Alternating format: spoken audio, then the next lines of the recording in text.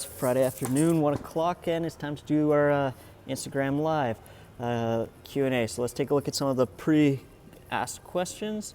Your go-to stability strengthening exercises for the neck. Personally, I'm fortunate in the gym that I'm at is we have a 4-way neck trainer. This thing is excellent for neck work. It allows for any kind of flexion laterally, frontal, sideways, diagonally.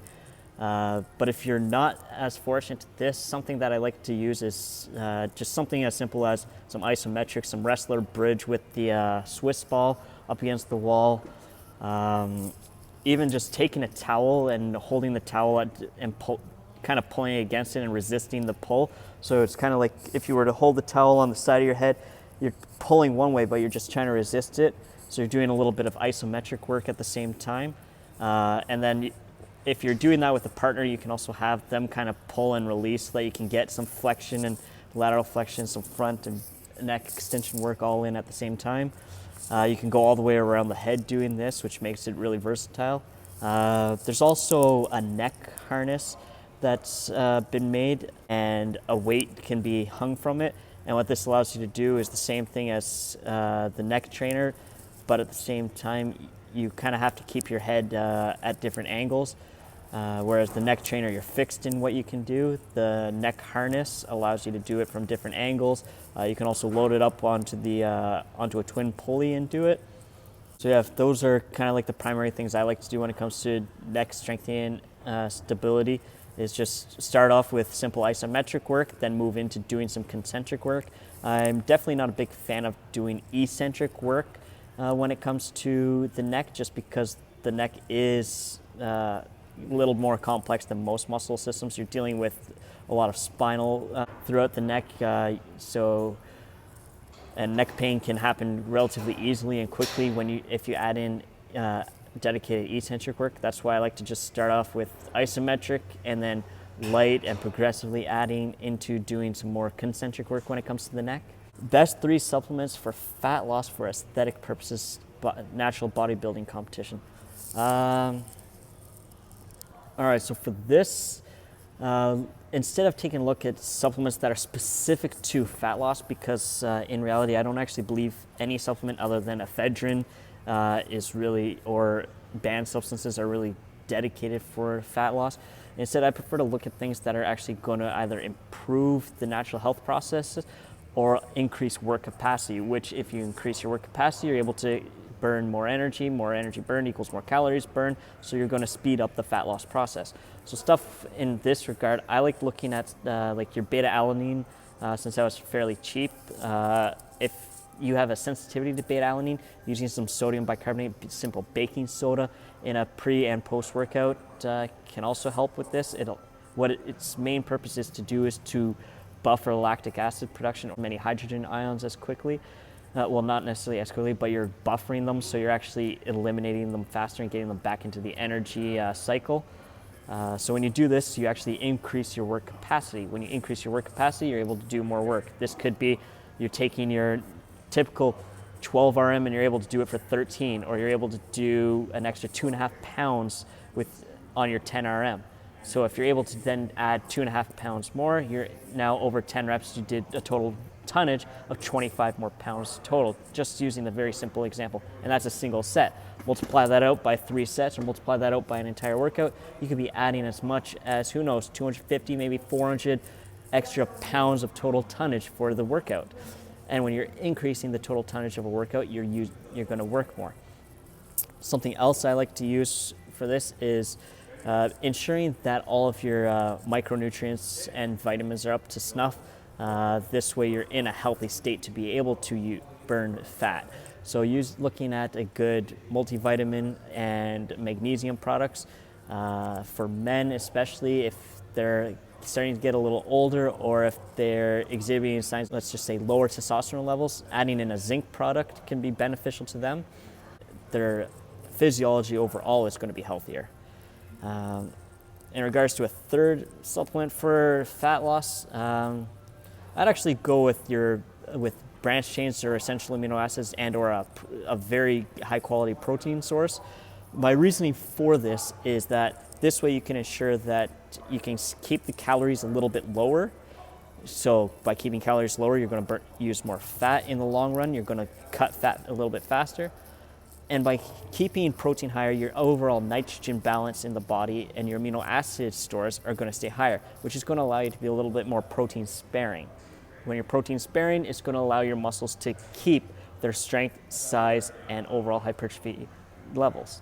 Like, I prefer not to look directly at, okay, this supplement for fat loss, because then you start to lead into what can be quite unhealthy stuff, or people will go overboard with it. I prefer to look at how can we make the body healthier overall first and spare the muscle it has so that it can then use the fat it has faster and more efficiently so that you're able to cut the fat faster. So, favorite speed strength methods. So if we're talking speed strength on like the 1RM continuum and percentages and velocity of the bar, in that regard, I'd actually say looking at rate of force development work. So your Olympic lifting variations and plyometrics are my favorite, as well as doing something like contrast training, where you're doing a relatively heavy, like I'm not talking 1RM stuff, I'm talking use your 3 to 5 RM and only do it for 1 rep, and then go and throw a medicine ball if we're doing bench press, or if you're doing a back squat, front squat variation, or even a hex bar deadlift. You go fairly heavy on these, and then afterwards you do like a penta jump or hurdle hops, or even just vertical jumps. That way you're taking the strength that you just used, and you got that post-action potentiation, PAP, from the heavy lift, and now you're taking that and you're using it for a velocity movement. This way you, in theory, could potentially jump higher or further. In reality, that doesn't always happen because you just fatigue the type 2 muscle fibers. But overall, that's kind of the favorite thing I like to do. I don't like to overcomplicate it. If the person is very strong, perhaps using chains with them, or even some eccentric hooks where you're overloading them on the eccentric, and then as soon as they get to the bottom, the weight is actually quite light for them overall. It's nowhere near what their 1RM is, so they're able to then explode back up to the top. Okay, opinion on the Westside Conjugate method and its application to track and field athletes. Honestly, I've never used the Westside Conjugate method, and it's definitely more so specific to powerlifting in my eyes. There might be some other people who disagree with me, but I honestly don't think it has that much application to track and field. It might for the throws, but for sprinting and anything running and jumping, I don't honestly see the application of using the Westside Conjugate method on the track. With track athletes and everything, you're mostly going to be using a bit more linear periodization. Okay, this is going to be a fun one. Thanks, Herc. What is your point of view about SARMs since it's legal? Truth of the matter is, SARMs aren't actually legal. That's some horseshit that's been made up in the bodybuilding community and in certain circles, that SARMs are perfectly legal and whatnot. The reality is, and if you want further reading on this, you should look up Victoria Felkar. She did a good op-ed on this in regards to SARMs, and I think she called it SARMs the golden egg or the golden goose or something like that. So by taking SARMs and thinking that they're legal, it's actually not. All of the different compounds that are SARMs, so for those of you who don't know what SARMs are, it means specific androgen receptor molecules. And what's been starting to come out is people are starting to say that, oh, this is an alternative to steroids because it's legal to use, there's no side effects. We don't actually know what the side effects are. Certain pharmaceutical companies who did the research behind a lot of these compounds actually own the molecule to it. So it's not actually legal for someone to, for the most part, be making it in a back room lab and then selling it. There's actually no legal ways to actually be selling it, and that includes both Health Canada, and in the US right now there's been legislation pushed forward to the House of Representatives to have them classed as the same category of drug as steroids. So thinking that they're legal, it's not so cut and dry like that. It's a very cloudy thing. Now, in regards to SARMs themselves, I'm not a fan of them. It's, in my eyes, it's just like steroids for the most part. It's another performance-enhancing substance. the ramifications of them, we still don't know because they're very new. The World Anti-Doping Agency actually tests, and you will be banned from sport if you test positive for multiple different SARMs compounds.